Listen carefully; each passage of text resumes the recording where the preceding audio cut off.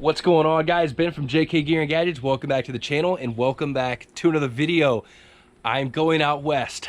Just like the video title says, I'm going out west for a very, very special event. I got invited to the Powerstop Trail to Sema event, which is awesome. It's a trip I've always wanted to go on, but it means a few things. We are gonna have to get the Jeep ready, not only to drive all the way out there, about 2,000 miles, but to also do some really, really fun trails while we're out there. So in this video, we're going to talk about the event, talk about who's going, talk about why I'm going, and talk about all the other projects we need to finish on the Jeep before the end of October. And unfortunately, I don't get to go. I am stuck here having to work, but I'm hoping to hop on a flight and get out there for a couple of days and experience it with this guy. She'll be going.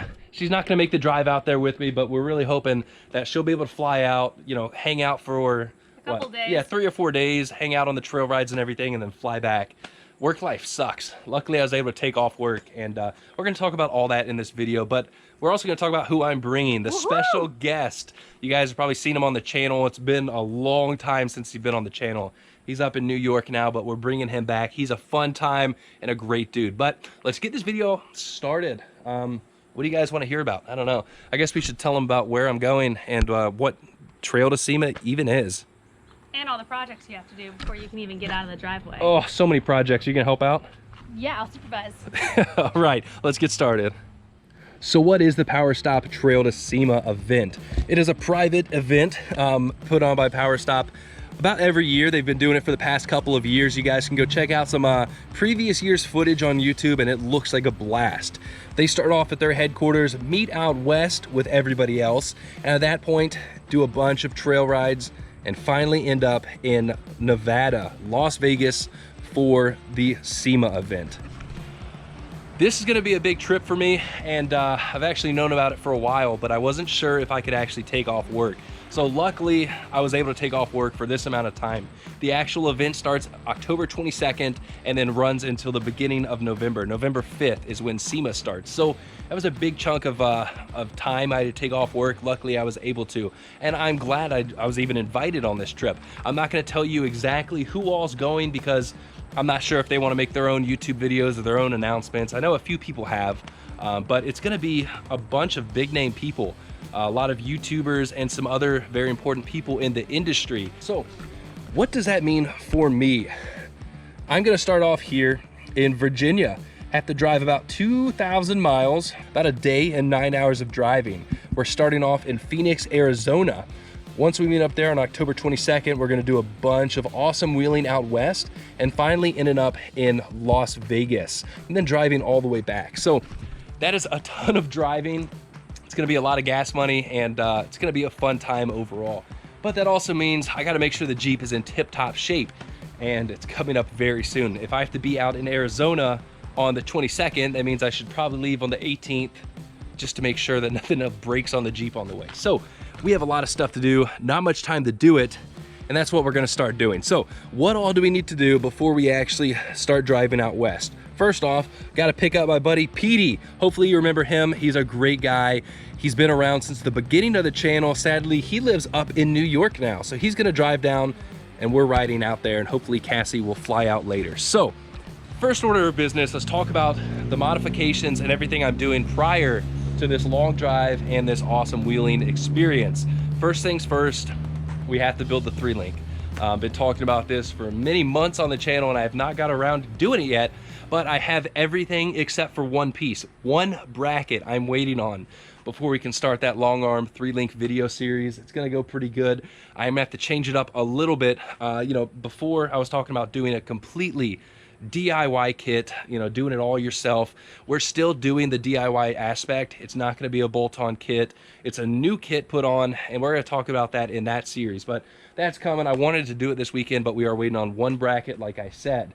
I also have to upgrade my shocks because one of my rear shocks is completely blown out, and I think one of my front Bilstein 5160s, little dual reservoir ones, I think the passenger side is starting to go. It's getting a little squeaky, and they've been great, but they're about 3 years old, so it's time to change them out for a new fresh pair of shocks.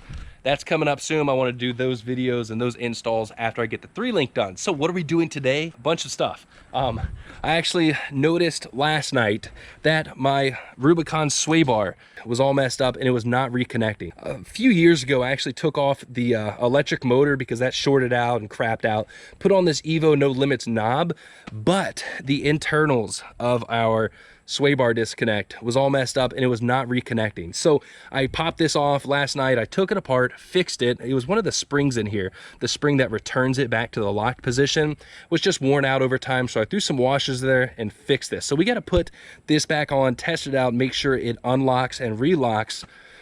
Very easy project. What else do I need to do? Something I've been needing for a long time after the 1-ton swap.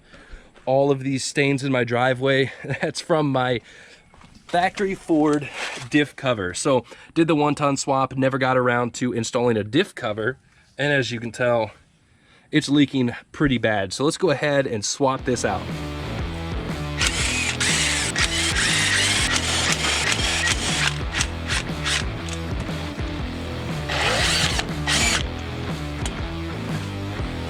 Good news is that everything still looks really good in there.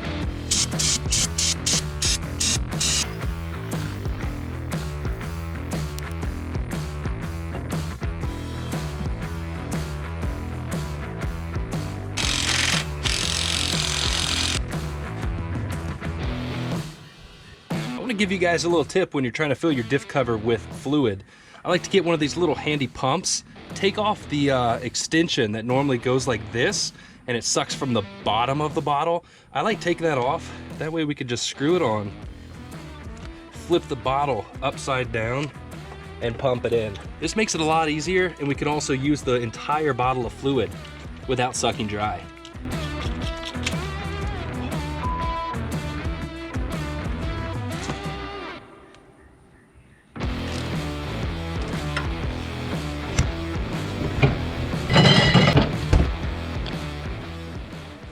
Nothing beats the smell of gear oil on a nice Saturday afternoon. Got this done, very easy install, but let's talk about what I just put on.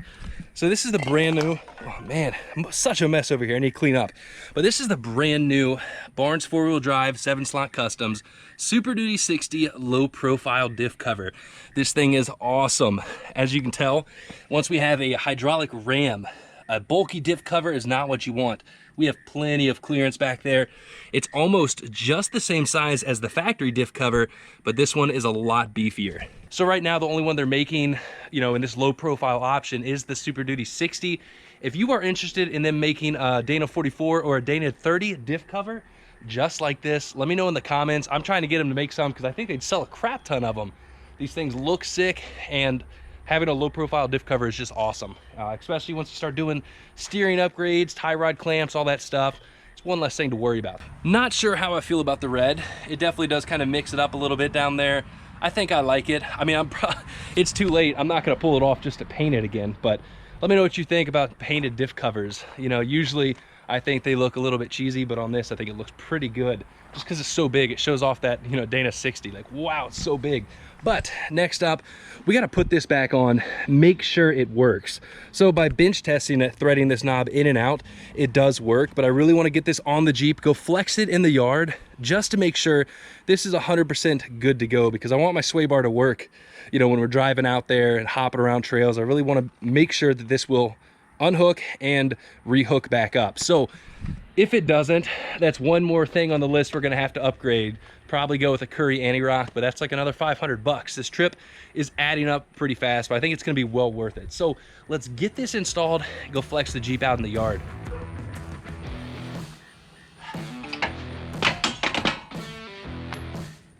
Once again, this is more than a two-hand job.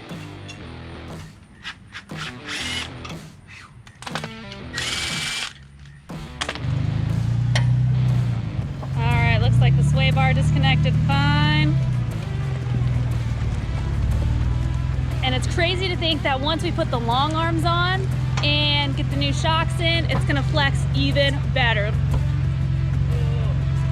So I definitely do think that it's disconnecting fine now. We'll take it on the road here in a minute. But yeah, with the new long arms, the new shocks, a lot longer travel, it's gonna flex great. And the 538 gears, perfect. You can easily crawl up the driveway with nobody even driving. Let's see. Stop. No stopping it. Guess I'll stop it before we take out our house. Please do.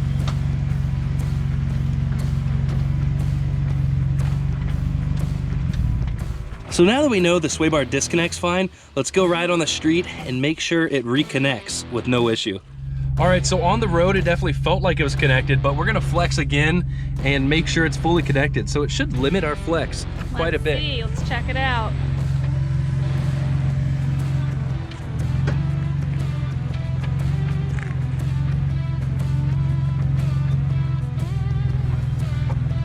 Yeah, definitely way more limited.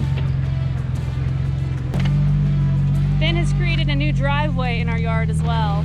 Trail. Goes around the side.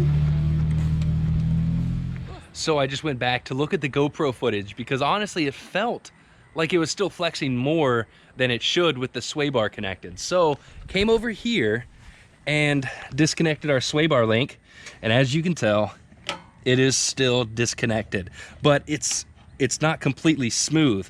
It's like clunky. So I think that the internals on the Rubicon sway bar unit is bad, which sucks because you know what that means?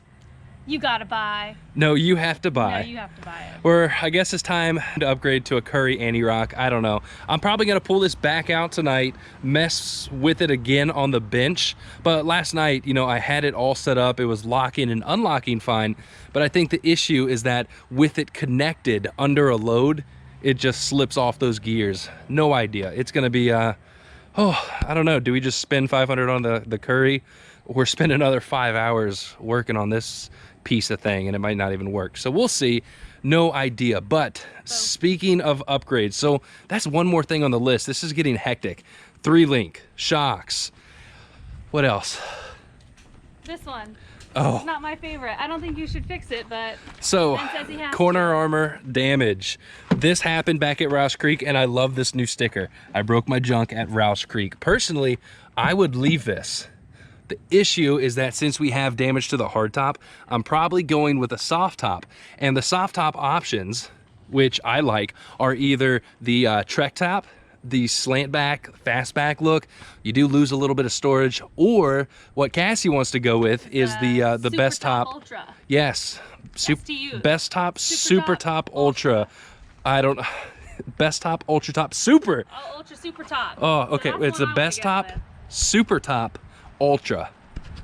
That name within itself just sounds cool. It's their newest one. It is more expensive than the fastback, but we'll see. But what are we talking about? Oh yeah, so corner right panel. Why do we have to fix that? Because those soft tops, both of them, whichever one we end up going with, rely on this rail under here to slide the panel into. So since this panel's all messed up, can't do a soft top without this panel being pushed back. So that is gonna be a video. And I guess I haven't shown you guys the corner armor we went with. So the corner armor selection was pretty slim, especially since the damage was all the way up on the rear quarter panel. I had to go with the Poison Spider. What are these, a crusher? Let's go ahead and pick this up, show you guys what I'm talking about. So I actually painted these red, just spray paint, because I took this to a body shop and they wanted $400 for both of them to be color matched. But let's talk about why I went with the Poison Spider ones. As you can tell, it has this little bend right here. Most corner armor is gonna stop right here at this seam. I wanna cover up this damage completely, and taillight's not gonna show. But as you can tell, when this is on there, it goes all the way up there. We're not gonna see the damage. So this is gonna be an upcoming video very soon. Went with a 4-inch round circle taillight, I think 2.5-inch reverse light. They're gonna look pretty good, and eventually, once all these upgrades stop draining my wallet, I'll probably get these professionally painted. But honestly, it doesn't look half bad. The color's close enough, and they're easy to remove, put on and off. So, man, so many upgrades, so many. What do you guys want to see first? That's the big question. I know everybody wants to see the 3-link, but like I said, we're waiting on one piece. One single bracket, which should be here this week. But in the meantime, I think this should be the next video. We're gonna pop this dent out. We're not gonna do any professional body work.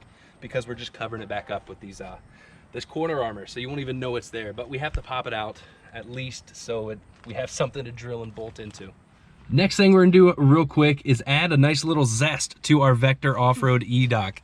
I had this for a while now and haven't really had much on there. I did have a phone mount here for a while, and honestly, it was one of the Amazon ones. It rattled a lot. I wasn't really a fan. It sucked. So got a couple things from 67 Designs. This is their universal phone holder, and I also got a GoPro mount because as a YouTuber, you know, you kind of have to. You gotta have the GoPro mount. You gotta have the GoPro mounts. And you could have installed this way earlier today, but I took the mail inside and didn't even tell them that the stuff came in, and then I came out later and I was like, oh hey. She brought the box inside and just left it there. Then, well, like right before we went out and started flexing, she was like, oh, there's a box inside for you. But it's here now, that's all that matters. So we have this little clamp, it's a 2-piece. We're gonna clamp it to our Vector Off-Road E-Dock and then mount up this carbon fiber arm. Let's do it. Let's do it. This is gonna be a crazy install.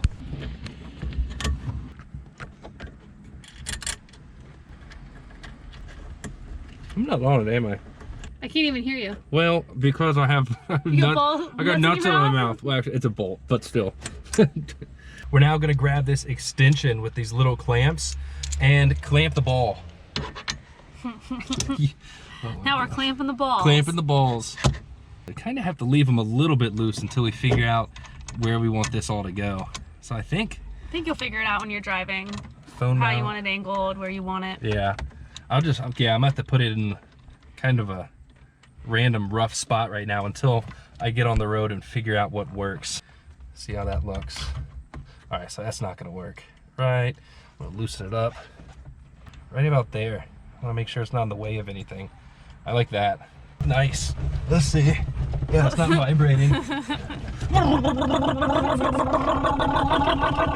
Oh, we're good. All right, pass the test. Oh, does that automatically open and close? Do it again? No, you just kind of move it over. Oh, cool. Very nice, but it's definitely nice and secure. So GoPro mount, we will put that somewhere. Let's put it right, boom, right there. Perfect place for the GoPro mount. Now I do think it's a little weird that they actually make the little GoPro attachment red. Maybe it's for licensing issues. Visuality, I don't know why they did it. It looks I don't know. weird, but I think it has to do something with GoPro, like GoPro's legal and their mounts. Like if it's black, possible. I don't know. Like a copyright or what would you call that? I don't know, but it's red. It's a little weird. I'll probably take it off and paint it here in the future, but this will be a good spot. It's close to the windshield. We'll get some cool trail footage. And honestly, I just want a mount that's not gonna be super shaky. These are, you know, very nice. It's gonna be nice for a long 2,000-mile journey, and that's gonna be nice on the trails, so. All right. I guess it's time to go ahead and bring this video to a close. I have oil stains to clean up. We didn't really accomplish much. Whoa. Whoa. Have to show them the new shop? Yeah, I guess we should give you guys a little sneak peek. Yeah, you have to. So I decided to go with the Falcon 3.3s for the JK. Few reasons. We're gonna talk about that in the shock install video, but I was very impressed with the Falcons. Even the mono tubes, just the non-piggyback, non-adjustable on the Gladiator. Figured these would be good to upgrade too. 12.3 inches of travel is gonna be perfect for the long arm build. And here's a little sneak peek. You ever seen a joint like this? An offset Heim Enduro. So this is one of the key features to the long arm build. Attention to detail, this is awesome. We're not gonna have any joints that are already maxed out on articulation or even taken away a little bit. This is brand new. We still have a lot more to show you guys, but too much, so these are like the two coolest things. Those, I can't wait to see how they ride. I can't either. I'm excited. And my big thing is the 12.3 inches of travel, which it's a very long, nice long thick shaft. What do you think? I like it. I like thick, long shaft. I guess that's not really thick. That's a very thin shaft. No, yeah, it is. I'm sorry. Oh. It's not about the shaft circumference. It's about how far it can stroke. Yeah. There we go. Oh, and 12.3 inches of travel should be enough, I would hope. But that's it for this video, guys. Like always, please, all you have to do is smash the thumbs up button. I'm not asking you to buy anything. I'm not asking you to do anything. Just smash the thumbs up button. Stay tuned for more videos. What do you guys want to see next? There's a lot of options. Shock install, corner armor install, and I guess now we're gonna add a curry anti-rock Man, I'm horrible. The best rider Sun Top, the Curry Rock, and what, the Ultra Top, Super Top from Best Top. Man, Super Top Ultra, we have so much to do. So little time, less than a month before we're taking this thing 2,000 miles to go wheel on some of the best off-road trails on the West Coast. So stay tuned for a lot of videos, everything getting ready for the Powerstop Trail to Sema. We're rambling on. I'm excited. Have a lot of work to do, but it's all gonna be fun. You got too many videos to make. Yeah, I got videos to make. Later, guys. See you guys. Peace. You're welcome. Jeez, thanks. Oh, I'm gonna keep talking. Here, new thing. Until you guys smash the thumbs up button, I'm just gonna keep talking and rambling on, and Cassie's gonna have to sit there just holding the shocks. Who's running these? Do you like them? Thumbs up. Oh, they're adjustable. A lot of travel. Yeah, is anyone out there running them? Let us know. There's a lot of people running these. You gotta let us know. Yep. And Curry Anti-Rock. If anybody has a great deal on it, let me know in the comments before I buy it. I'm probably gonna go on tonight and buy it because I am tired of messing with that sway bar. Oh, long arms. Oh, look at those things. Look at these. Those look like some nice thick DOM tubing. Wonder what those could be for. I wonder what all these brackets and joints could be for. Dude, Who knows? I thought you were zooming in on my arm and talking about my long arms. Oh, I was long arms. Arms. They're not that long. I don't want to end this video because I feel like there's so many other things I should be doing.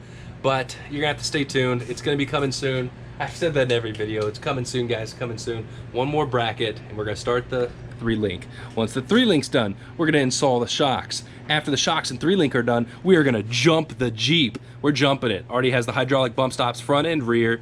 It's gonna be sick. We're gonna jump it so high. We're gonna fix the rear quarter panel armor. We are going with the soft top. In the comments, let me know. Should we do the Best Top, Super Top, Ultra, or the Fastback? Check top. Trek Top, or the Trek Top. I'm leaning towards the Best Top, Super Top, Ultra, just because it has an awesome name to it. Light bar's probably gonna come off. We have the new Diff cover on, and we're gonna have to do something about the sway bar. So I think Cassie is gonna log on tonight and pay with her credit card for a new anti-rock, right? This is news to me, but apparently so. Yes. All right, guys, that's it. Sushi's on you tonight. Thanks for watching. Like always, stay tuned for more videos getting ready for the Powerstop Trail to Sema. See ya.